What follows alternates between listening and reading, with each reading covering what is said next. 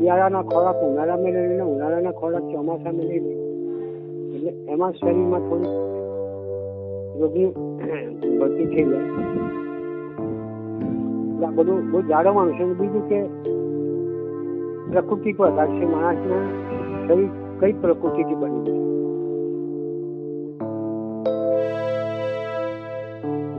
એની પર બી અંદરવાળે થોડોક માર પડે.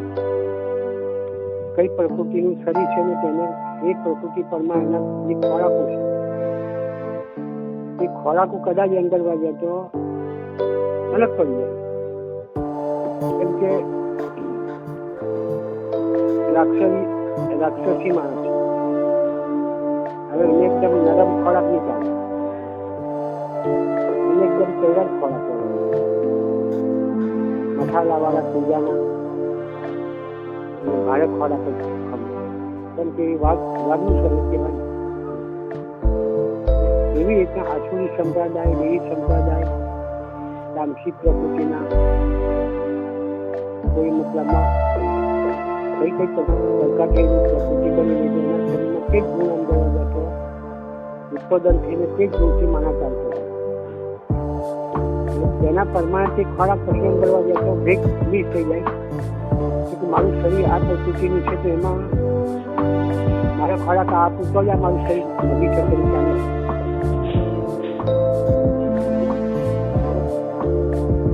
વિજ્ઞાનનો પ્રભાવ ઓછો. ખરેખર તો માણસ અંદરવા જતો અમુક કોઈ દારૂ પીતો હોય, કોઈ બિયર બરંડી પીતો હોય, એની પર બી માર એવું કદાચ પીતા હોય.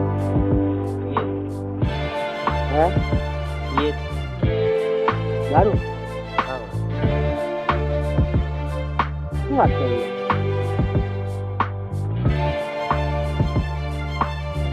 નથી ખબર કે દારૂ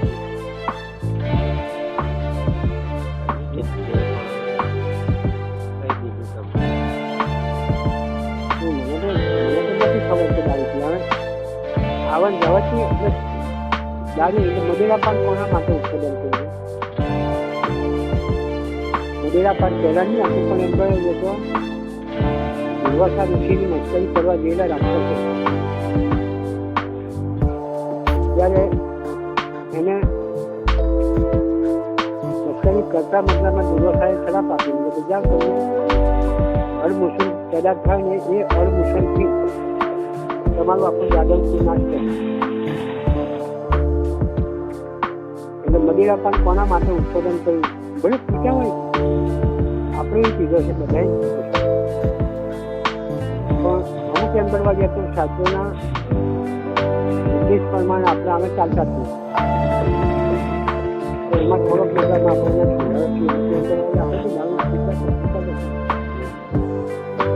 અમુક એમ કરવા જાય તો ગુરુ કર્યા પછી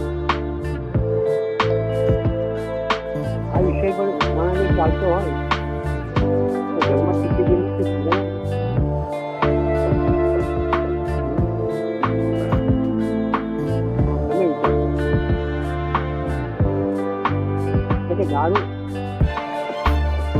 દારૂ પીએ એટલે બધું જ અંદરમાં જતો આપણું મતલબ કરવાના રસ્તા પર જ ચડી ગયું.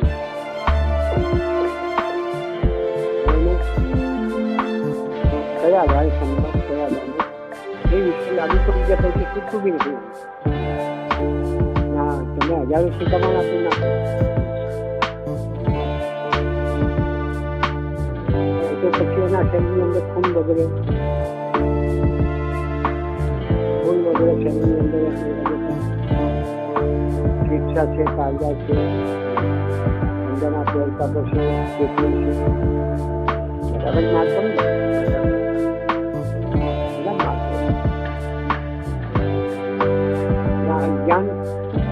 જ્ઞાન ધારક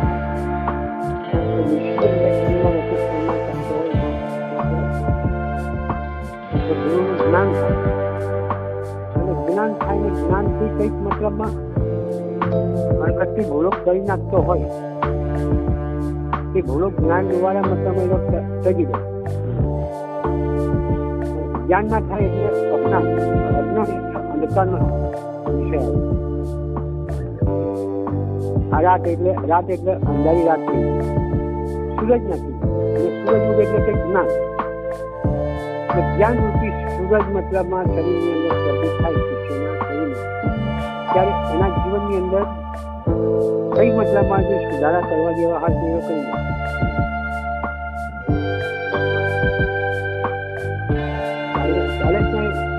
આમાં અમુક મતલબમાં એક સત્ય થઈ ગયું છે.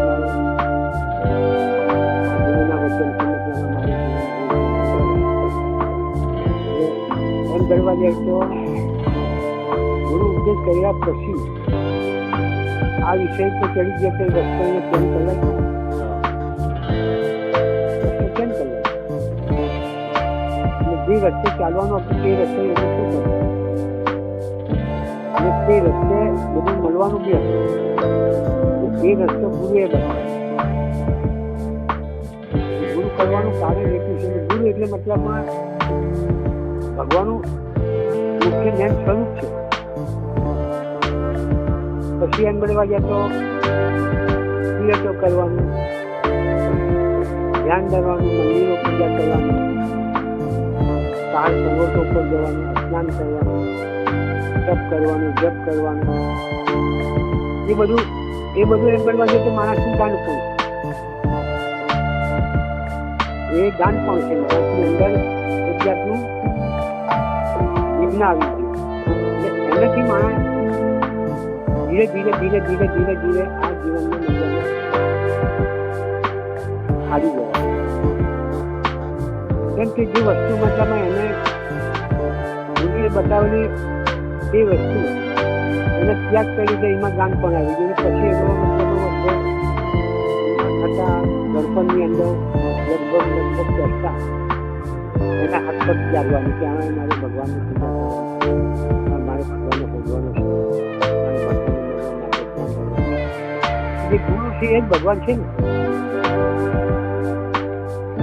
વાત ખરી છે. ગુરુ છે એ જ ભગવાન છે.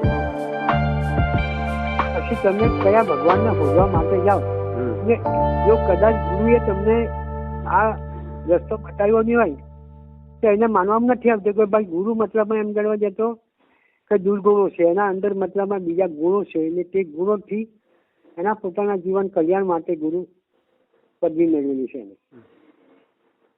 એટલે ગુરુમાં બી ફરક તો છે જ. ગુરુમાં ફરક છે. એટલે અવશ્ય એમ ગણવા જાય તો જેને સતગુરુ શબ્દ આવે એટલે કે સતગુરુ સત્ય ના બતાવે તમને બીજું બતાવે તો એ ગુરુ નથી.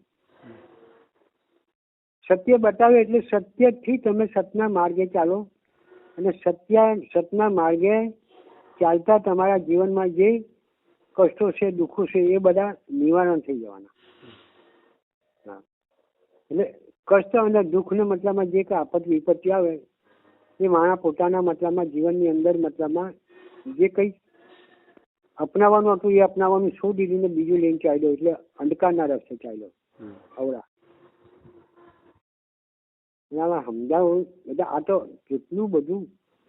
કેટલું બધું જાણવાનું છે કે માણસનું શરીર તો બહુ ભાગ્યથી મળેલું છે, અને એ શરીર ફરી પાછું મળતું નથી. આ શરીર ફરી પાછું મળતું નથી એ વાત ચોક્કસ છે. તો આને જીતવા માટે એક આલા ચોકસીને મેં ઉદાહરણ આપેલું. ઉધાર લેવા જઈએ તો મને ખેંચાઈ ગયો એમ કે આ તો કોઈ મહારાજ આવી વાત કરે કેમ માનવામાં આવે? ઉધાર તો કેવી રીતે માથી અપાય? ત્યારે મેં એમને કીધું કે તમારી દુકાન પર મારે આવવા માટેના કોઈ પૂર્વજન્મને કર્મ થઈ ગયા, અને તમારા બી એવા કર્મ થયા હોય, અને મારા દર્શન ને તમારા દર્શનનો હું બે એક અરસપરસ મતલબ ભાગ્ય બનેલા, તો એ આજે હું તમારી પાસે આવી અને એક મતલબમાં લાંબો હાથ કરું છું. હવે તમારે ભિક્ષા તો એ આપવાની નથી, પણ કદાચ એમ બનવા જાય તો તમને મારા પાછા આપવાના જ છે કે ના મહારાજ એમ કરવા જતું યાર કે એટલું બધું તો માટે કે અપાય. તો મેં એમને કીધું કે આ વિશ્વમાં જેટલી ચોકસીની દુકાનો છે ને જેટલી સોનાની ખનીજો છે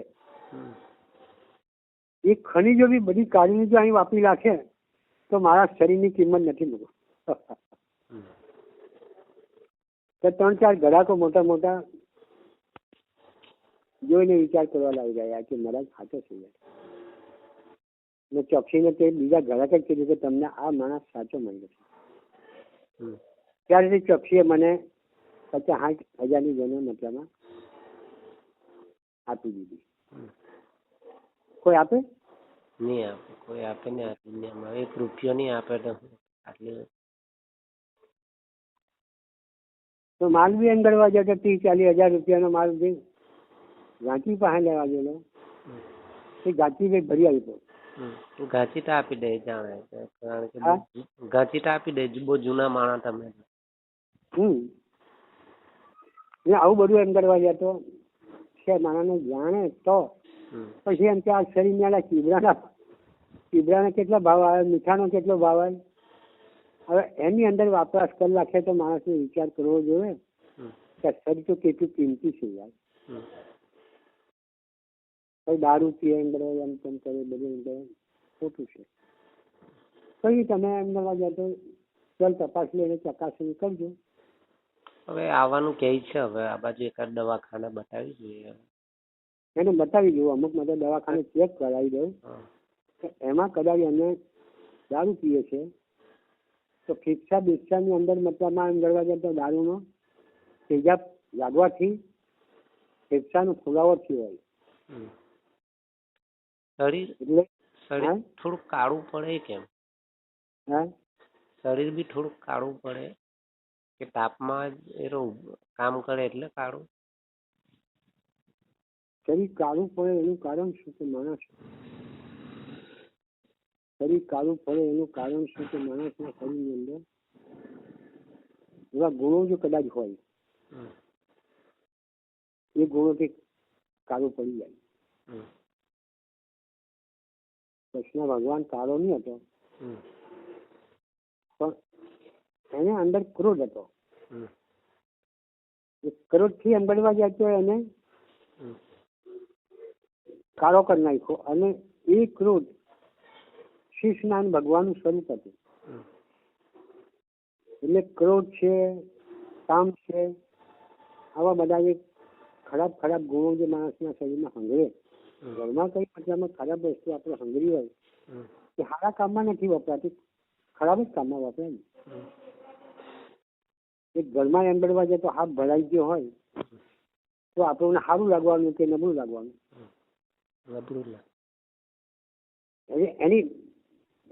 એની ઉપરથી આપણે જાણવાનું છે કે આપણા શરીરમાં એક ખરાબ ગુણ જો પ્રવેશ થઈ ગયો હોય તો ઘરની અંદર મતલબમાં રહેવા વાળા માણસને મતલબમાં નુકસાન જ કરવાનું હોય.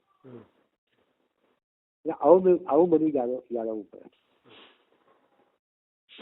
મારે ઓછામાં ઓછા તત્વને જીતતા મારા 33 વર્ષ થઈ ગયા. હવે તમે વિચાર કરો કે આ બીજા માણસોને બીજા ભક્તો અચાનક જ મતલબમાં બાબરી વધારીને ભગવત ભેગ ધારણ કરીને જતા વધારીને મારા પેને બાવા બની જાય અને સાધુ બની જાય. કયા આધારે સાધુ બને? મેર પડે પહેલા તો કામ જ નહીં એમને જીતવા દે. બધું જીતી લે પણ કામ જ નહીં જીતવા દે. પહેલા 33 વર્ષ થઈ ગયા આ તત્વને તો પણ ભગવાન મને જાળવે તો છે જ. રાત્રે આ સમાધિ પાસે મતલબમાં હું આ તમને ચોખ્ખા શબ્દની વાત કરું છું. બનેલા બનાવોના ચમત્કાર ભગવાને બતાવેલા કે તમને આજે હું કહી શકું છું. એટલે આઈટોની ભક્તાણી કે બત્તાણી કોઈ ના ઊંચે છો તેમ. અને આ સમાધિ પાસે હું કે પાછલી રાતે આવે આ ખરાબ ગુણો મતલબમાં પ્રવેશ થઈ તો ભગવાન મને જગાડી પાડે ઉઠ પેલા આવ્યા. એટલે ફટ લઈને જાગી જામ તો સાક્ષાત્કારી 5 ઉભેલા જ હોય. એટલે એમ ગણવા જાય તો ફટ લઈને મને જાગૃત થયેલો જોવે એટલે હટી જાય. હમ હમ પાછો હુઈ જામ તો મોડી રાત્રે પાછા મતલબમાં એક બાર મારે. હમ હમ તો ભગવાન મને એવા એવા એવા રસ્તા પરથી કેટલી વાર મને બચાવ કર્યો છે. એટલે એના ઉપર મારું જીવન ગુજારતો હતો અને એને મારી રક્ષા કરી. કેટલી વર્ષે મારી જીત થઈ. મારે આ તમે કરાવે તે નથી કરવું, મારે આ કરવું છે. બરાબર. એ લોકો પેલું કરાવે. તો મેં વિચાર કર્યો કે હું આ કરું તો આટલા શિષ્ય મારા ઉપર વિશ્વાસ ભરોસો રાખીને જે બહેનાને આવ્યા ને તમે આ જો કરાવે તો હું આ કરવાથી હું બુડી જાય તો મારા શિષ્ય તો રહે કેમ. તમે જે કરાવે છે તે હું કરીશ, પણ એ કરીને મતલબમાં એમ કે હું પાપ કમાહાને હું ચોક્કસ બુડી જવાનો. તો હું બુડી જા તો પછી મારા શિષ્ય કેવા કયા આધાર કરવાના? નાવડી જ મતલબમાં ગોળવા જે બેઠેલા માણસ શું કરવાના? એટલે આવું બધું જ્ઞાન મતલબમાં આ ગાડી પરથી મેળવી આજે કદાચ મારા આત્માને શાંતિ છે કે હવે મારું શરીર એકદમ મતલબ હલકું પડ્યું. પ્રોગ્રામો બી જેટલા કર્યા એ પ્રોગ્રામોની અંદર મતલબમાં દખલગીરી અમુક પેદા કરે. ની બોલવાનું બોલાવે, ની કરવાનું કરાવે. તો એની અંદર એમ કરવા જાય તો મારે ધર્મની ભ્રષ્ટાચારી થતી હતી. પણ આજે મને એમ કરવા થાય કારણ ભયંકર મોટો એક ભારે પ્રોગ્રામ બી રાખું તો એમાં પબ્લિકના મતલબમાં શરીરની અંદર જે પચન થાય એ જ વસ્તુ આપવાની. એટલે અવશ્ય મતલબમાં આમાં પૂરું બ્રહ્માંડનું જ્ઞાન થઈ ગયું. કોઈ વસ્તુની મતલબમાં હવે હોદ હાથ કઈ જોવા જાણવાનું રહ્યું નહીં. જે વસ્તુ જોવાની તે જોઈ, જે વસ્તુ જાણવાની તે જાણી લીધી બસ. એટલે ગુરુ બનવાની બી રમત નથી કે રમી ગુરુ બની. અઘરું કામ છે બધાને જાળવવાના. માર્કેટ આ તમે જે બધી સેવા કરો બધાને હાચવો, કેવી રીતે હાચવો, આ કામ અમારાથી અઘરું છે. એટલે બહુ કષ્ટ વેઠું અને બહુ દુઃખ બી વેઠું ને દુઃખ જો કે આજે બી આમાં માન કે આમાં ઘર પણ આવ્યું, આજે શું કમાવાના? એટલે સેવા કરતા કરતા ઘર પણ આવી ગયું. ભલે ડોલર તમે ડોલર નહીં કમાયા પણ જે કમાવાનું હતું એ તો કમાઈ ગયા ને. લોકોની સેવા એ કમાઈ ગયા. હા, જે ધન ડોલર. મારી પછાડી તમારી અથવા અન્યની વંશ પરાંતરી ચાલવાની. આ ધર્મની ગાડીની ઉપર તમારા 12 મહિનાની પગલા પડવાના. એટલે એમ ગણવા જાય તો હું ધર્મ કમાઈ ગયો છું. ધર્મ કમાઈ ગયો છે બસ. એટલે ધર્મ આવે મતલબમાં એમ ગણવા જાય તો અખંડ કાયમ રહેશે એ વાત નથી. બહુ કષ્ટ વેઠું. એટલે જ હું કેમ નહીં કે કદાચ શિષ્યને એવું જાણી લેવું જોઈએ કે કદાચ આપણે જે આ જગ્યાએ દીક્ષા લીધી તો વિચારો કે આ માણસ હાથે પગે ભીખ માગી ખાયો છે અને તે જો પરમાત્માનો જો માર્ગ બતાવતો હોય તો તે સાચો છે કે ખોટો? એટલે એટલું વિચારીને મતલબ શિષ્યોને અવળા રસ્તા પર ચાલવું અને દ્રષ્ટિ ફેંકવી એ મોટી મહાન ભૂલ છે. પછી તો એમ શું કરવાનું? શિષ્ય જો કદાચ મતલબમાં આપણાથી જો ઉફરાતો ચાલીને જો કઈ અવળા રસ્તા પર ચાલતો હોય તો ત્યાં એ મતલબમાં એમ ગણવા જતો અટવાઈ પડતો હોય એમાં ગુરુનો તો કદાચ દોષ નહીં હોય. કર્મો બી કઈ થઈ ચૂકેલા હોય તો વળી આમ થઈ જાય. એના કર્મ આગલા બી આમ તેમ થઈ ચૂકેલા હોય તો વળી ત્યાં અટવાય વળી પછી જો એવું બની શકે. તમે પૂર્વજન્મે જે કર્મ કર્યા હોય અને તે કર્મના દ્વારા કંઈક મતલબમાં તમારા આગળ મતલબમાં એક ટાઈમ પ્રમાણે સમય પ્રમાણે તેનું ફળ મળવાનું હોય, કે ગાડીએ કપાવવાની કે ગમે તેમ. તો એ તો મતલબમાં એમ કરવા જાય તો પરમાત્માએ નિશ્ચિત કર્યું છે કે હું ખુદ પોતે ભગવાન થઈ અને 14 વર્ષ મેં પરિબ્રહ્મ કર્યું. તો મેં ગાડી ટક્યા રૂવેલ ગોધરા પર જે મતલબમાં મારે દિશાના દિશાવાના હતા, તેના બદલે મેં ભૂમિ પર ઝાડના પત્તા, ખાડા, ખબૂચિયા, ટેકરા ઉપર, આફડા ઉપર મારા ધ્યાન કરવાનું હતું. તો એવી કર્મના ખેલ છે ને.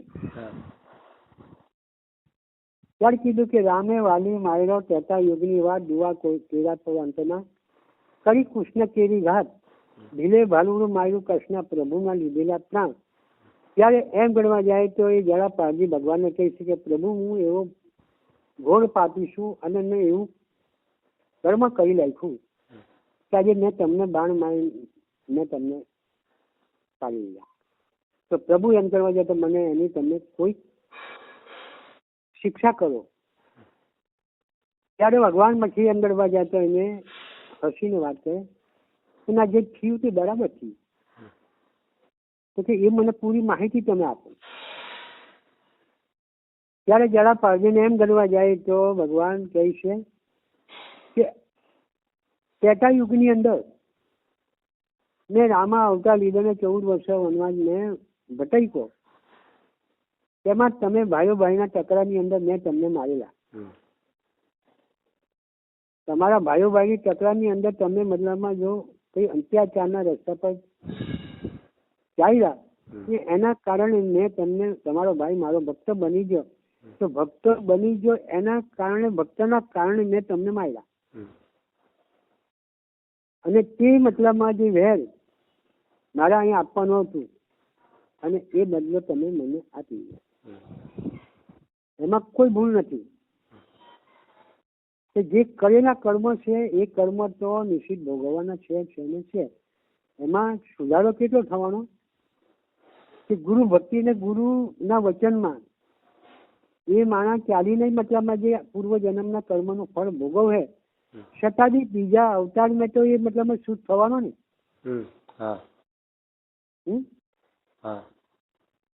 બીજા જન્મની અંદર એ શુદ્ધ થઈ જવાનું. કેમ કે ગુરુના વચન પ્રમાણે ચાલીને પૂર્વ જન્મના કર્મનું ફળ એને ભોગવી રહ્યું છે. પણ કેમ ગુરુના અંદર ધ્યાન અમને રહીને આ દેહ છોડ્યું તો પૂર્વ જન્મમાં એ વાત છે. એટલે કરી તો જાય ચોક્કસ, પણ કદાચ એમ ગણવા જાય તો ભોગવવું તો પડે છે. પણ કદાચ એમાં બી નથી કીધું કે રામ નામ કી ઔષધિ ખરી નીતિ છે ખાય. રામ રામ રામ રામ તમે ભલે ગમે એટલું દુઃખ પડતું હોય તમે રામ રામ રામ રામ રામ રામ રામ કરે તો એમાં થોડોક તમને આરામ મળે. પૂર્વ જન્મનું ફળ તમે ભોગવો છો અને એ ફળ તમને અતિશય વેદના આપશે, છતાં બી તમે રામ નામ ની ડ્રાઈવરી તમે કરતા જ રહેશે તો અવશ્ય પ્રાણ છૂટી બી જાય. પણ રામ નામ ભજતા ભજતા પ્રાણ છૂટી જાય તો એને મોક્ષ તો મળ્યો ને. જે આપણે માનો કે શ્રાવણ ને જયારે દશરથ રાજાએ બાણ માર્યું તો એના બાણથી મતલબ એ મરી ગયો. પણ છતાં બી એમ કરવા જાય તો એ શ્રાવણે રામ રામ રામ રામ કરતા જેમ દેહ છોડી તો એ રામ નામથી એને મોક્ષ મળ્યો. તો ભગવાનનું નામ માણા મરતી વેળાએ 100 પાપ કર્યા હોય તેમાં એક રત્તી ભગવાનનું જે નામ લીધું હોય તો 100 પાપને કાપી નાખે તદ્દન. અને એમ ગણવા જાય તો અવશ્ય તમે શુદ્ધ થઈ જાય. આ શરીર છોડ્યું શરીર એક મતલબમાં ગતિ બી મતલબ ભગવાનનું નામ રીવના પ્રાણ છૂટો અવશ્ય તમને મોક્ષો મળ્યો એ લખી રાખજો. એ મારા મતલબમાં એમ કરવા ભલે ગમે એવો પાપી હોય પણ મળતી એના સાચા ભાવથી પ્રેમથી રામ નામ એને જો લઈ લીધું રતન કરી લીધું એ જીવ મતલબમાં ક્યાં જવાનું એવું છે. સારું ચાલો રામા. હા હા. ચાલો.